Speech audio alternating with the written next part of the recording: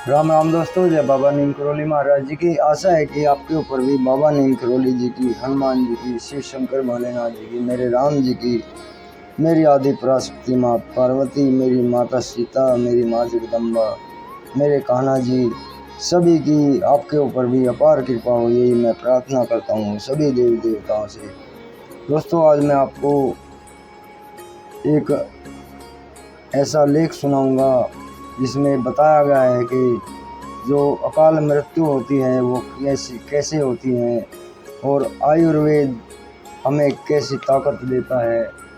आयुर्वेद का हम पालन करें तो हमें क्या क्या उसके लाभ होंगे। इसे शुरू करते हैं दोस्तों। आयुर्वेद में दीर्घायुष्य प्राप्ति का उपाय, लंबी आयु की प्राप्ति का उपाय दिया गया है। जो हमारे ऋषि मुनि हजारों वर्षों तक जीवित रहते थे, शरीर तदनंतर इंद्रिय, मन और आत्मा के संयोग को आयुर्वेद में जीवन कहा गया है। यही मनुष्य, यही आयुष्य है। यह संयोग अधिक से अधिक अवधि तक स्थायी रहे, यही दीर्घायुष्य है। आयुर्वेद में बताया गया है कि 101 प्रकार की मृत्यु होती हैं। उनमें से जो अवश्यंभावी समयोचित मृत्यु है उसे काल मृत्यु कहते हैं। शेष 100 प्रकार की मृत्यु अकाल मृत्यु हैं। इन 100 मृत्युओं से मनुष्य की रक्षा की जा सकती है। जैसे दीपक में तेल और बाती यथोचित रूप में होने पर भी यदि पवन से यथा योग्य रक्षा ना की जाए तो दीपक बुझ सकता है, उसी प्रकार सब बाती आयु होने पर भी अकाल मृत्यु हो सकती है। आयुर्वेद इन अकाल मृत्युओं से मनुष्य की रक्षा करने का उपदेश करता है। अकाल मृत्यु पर विजय की अक्षमता प्राप्त करने की विधि को आयुर्वेद ने रसायन विधि कहा गया है और इसके इतिहास में बताया है कि जिस प्रकार देव अमृत से और नाग सुधा से दीर्घ आयु तक जीवित रहते हैं, वैसे ही महर्षि लोग पुराने समय में रसायन विधि से दीर्घजीवी हुए। वे रसायन सेवी होने के कारण 1000 वर्ष तक भी वृद्धावस्था, दुर्बलता, रोग और मृत्यु को प्राप्त न हो सके। रसायन विधि से निसंदेह दीर्घ आयुष्य प्राप्त होता है।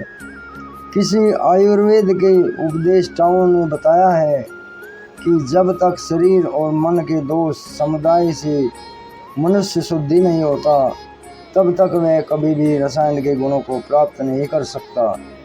चरक संहिता के चिकित्सा स्थान के रसायन अध्याय में महर्षि आत्रेय बताते हैं कि रसायन सेवन करने की अहर्ता किस व्यक्ति को है।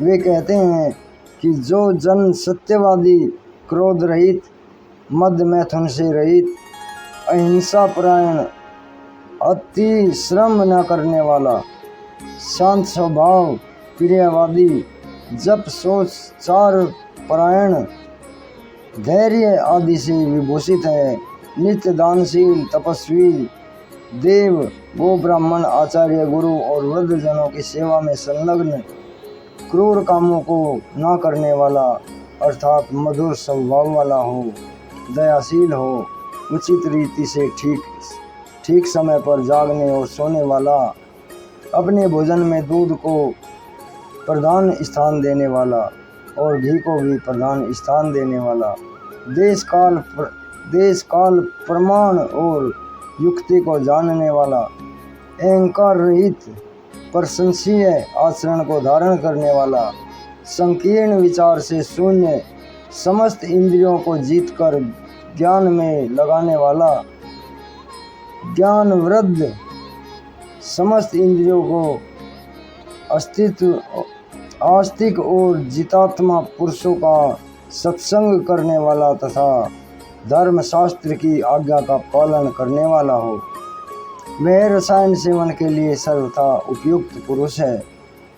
महर्षि आत्रेय कहते हैं कि इस प्रकार के पुरुष को रसायन सेवन के बिना भी रसायन का गुण और दीर्घ जीवन प्राप्त होता है, और यदि ऐसा व्यक्ति रसायन का प्रयोग कर ले तो फिर कहना ही क्या, उसे रसायन की परिपूर्ण सिद्धि प्राप्त होती है। यहाँ यह बता देना आवश्यक है कि आयुर्वेदीय रसायन विधि से केवल दीर्घ जीवन ही प्राप्त नहीं होता, अनेक मानवीय गुणों का भी विकास होता है। मात्र दीर्घ आयुष्य की ऋषियों ने प्रशंसा नहीं की, राक्षसी वृत्तियों से पूर्ण दीर्घ जीवन प्राप्त भी हुआ तो मनुष्य संसार का अहित ही करेगा, अतः उससे लाभ क्या। महर्षि आत्रेय चरक संहिता में कहते हैं कि ऐसे ही गलित फलित शरीर से असमर्थ युक्त दीर्घायु भी प्रशंसनीय नहीं है, अतः उन्होंने उस रसायन को प्रयोगों का विधान किया है जिनके द्वारा सत्य, शिव और सुंदर गुणों से समन्वित नवजीवन प्राप्त होता है। महर्षि के ही शब्दों का भावार्थ है, रसायन के सेवन से मनुष्य को दीर्घायु तो प्राप्त होता है, साथ ही स्मृति, मेघा, आरोग्य, यौवन, प्रभा, वर्ग, वर्ण, स्वर का उदार होना, देह और इंद्रियों में अद्भुत बल, वाणी में सिद्धि, लोक वंदनीय गुणों की प्राप्ति और कांति का लाभ भी होता है।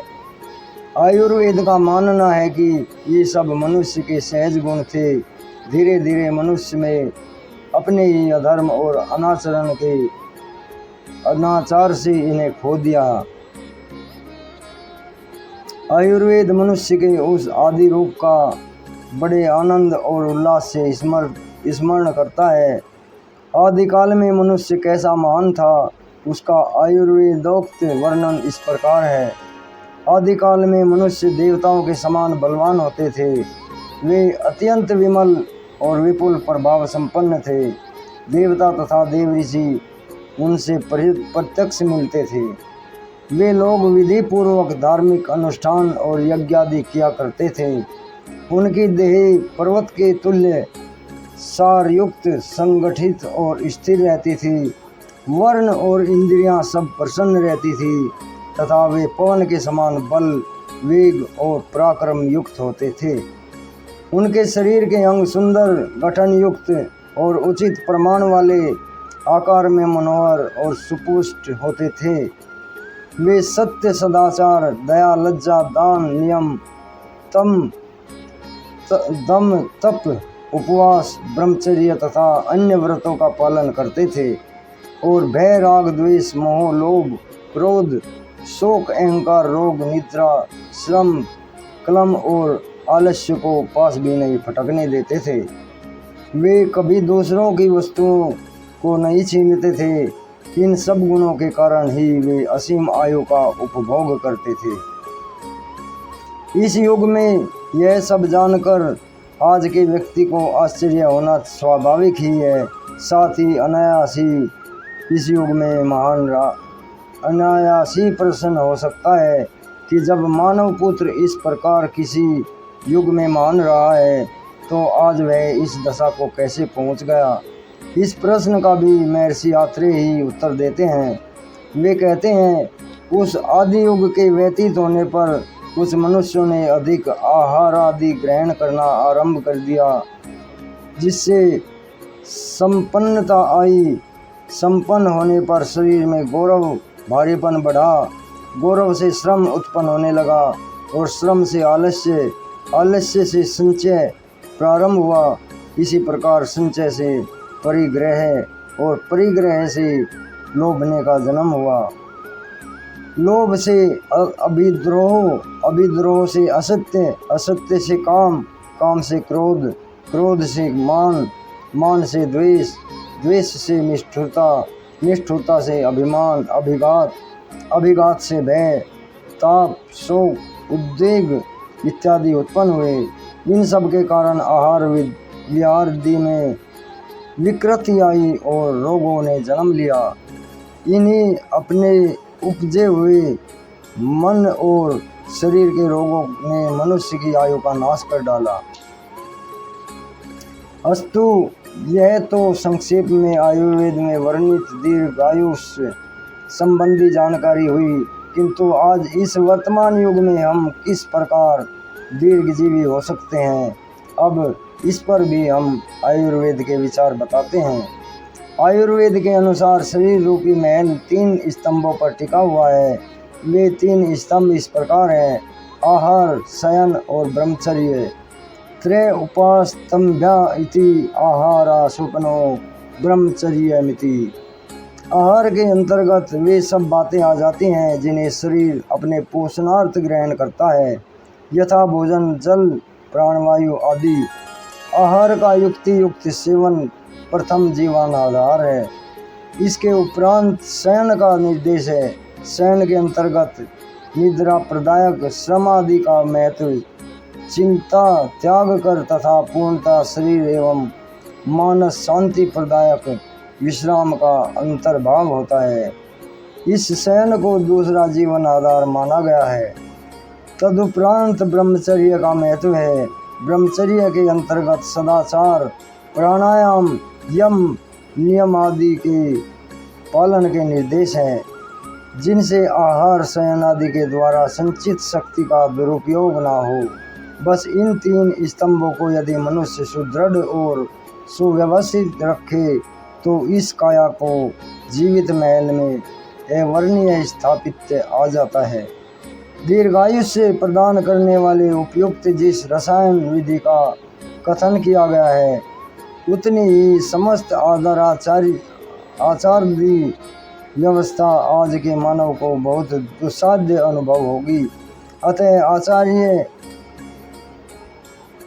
वाग्भट ने सूत्र रूप से इस बात को कहा है: दीर्घ जीवन चाहते हो ना, तो औषधियों के अतिरिक्त इतनी हमारी बात माननी होगी। सुनो, सत्यपरायण बनो, क्रोध मत करो, अपनी इंद्रियों को आध्यात्म की ओर लगाओ, मन को शांत रखो, उसे सदाचार में संलग्न करो। आयुर्वेद शास्त्र के अनुसार अपनी दिनचर्या, रात्रिचर्या और ऋतुचर्या बना लो तथा बुद्धि को ठोकर ना खाने दो। यह सब नित्य रसायन है। इसके सेवन से निश्चय ही दीर्घ जीवन प्राप्त होगा। दीर्घायुष्य के लिए रसायन सेवन विधि आयुर्वेद का एक मुख्य अंग है। आयुर्वेद में 2 प्रकार के रसायन विधि का प्रयोग होता है: कुटी प्रावेशिक और वाततपिक। कुटी प्रावेशिक विधि में दीर्घायुष्य चाहने वाले व्यक्ति को धूप हवा से बचाते हुए त्रिभर्गा कुटी में तपस्वी की भांति शास्त्रानुसार रहकर औषधि सेवन कराना होता है। वाततापिक रसायन सेवन के लिए धूप हवा आदि का उतना ही प्रवेश नहीं है और न ही कुटी में रहना ही पड़ता, किंतु इन दोनों विधियों के लिए यह आवश्यक है कि सबसे पहले शरीर और मन का पंचक मंदी के द्वारा शोधन कर लिया जाए। जैसे मैले कपड़े पर अच्छा रंग नहीं आता, उसी प्रकार अशुद्ध शरीर में रसायन विधि संपन्न नहीं होती है। आयुर्वेद आयुवर्धक योग जितात्मा और मन तथा शरीर की शुद्धि किए हुए व्यक्तियों के लिए ही लाभदायक बनते हैं। रसायन विधियों में वैद्य शिलाजुतु, आंवला, हरड़, विडंग, नागबला, भल्लातक, पारद, लोह, स्वर्ण, ब्राह्मी, शंकुपुष्पी, पिपली, त्रिफला जीवनीय गुणकारी औषधियाँ हैं। इत्यादि विविध औषधियों को शास्त्र वर्णित विधि से शरीर की स्थिति का विचार कर प्रयोग करते हैं। और एक और चमत्कारिक विधि है जिसे द्रोणी प्रावेशिक रसायन विधि कहा गया है। इस प्रयोग में ब्रह्म सुवर्चला, आदित्यपर्णी, अश्वबला, काष्ठगोधा, सर्पा, सोम, अजा और नीला, इन 8 औषधियों में से किसी एक का प्रयोग किया जाता है। शुद्ध काय मनुष्य कुटी प्रावेशिका विधि द्वारा निर्मित कुटी के भीतर पलाश की लकड़ी से बनी हुई द्रोणी में विधि पूर्वक 6 मास शयन करता है। औषधि का रस और थोड़ा सा दूध ही उसका आहार रहता है। आयुर्वेद में यह एक दिव्य रसायन विधि मानी गई है। मनुष्य अमृत का पुत्र है, अतः अमृत की इसकी अभिलाषा स्वाभाविक है। इसी आकांक्षा में जिन दीर्घायु के साधनों को पुरातन भारतीय वैज्ञानिकों ने महर्षियों ने खोज निकाला है, उनका यथार्थ विधि पालन करने से व्यक्ति दीर्घायुष्य प्राप्त कर सकता है और अपने जीवन के साफल्य की ओर सतत अग्रसर हो सकता है, अपने जीवन को निरोग जी सकता है। तो दोस्तों, आपको ये बहुत बड़ा पाठ हो गया, लेकिन बहुत ही महत्वपूर्ण पाठ है दोस्तों। आगे भी शेयर करें। हम अपने जीवन को निरोग रख कर लंबा जीवन कैसे जी सकते हैं, यही इसमें बताया गया है। अभी आज्ञा लेता हूँ। सभी देवी देवताओं की आपके ऊपर सदैव कृपा दृष्टि बनी रही, यही मेरी प्रार्थना है। जय राम जी की, जय हनुमान जी की, जय बाबा नीम करोली महाराज।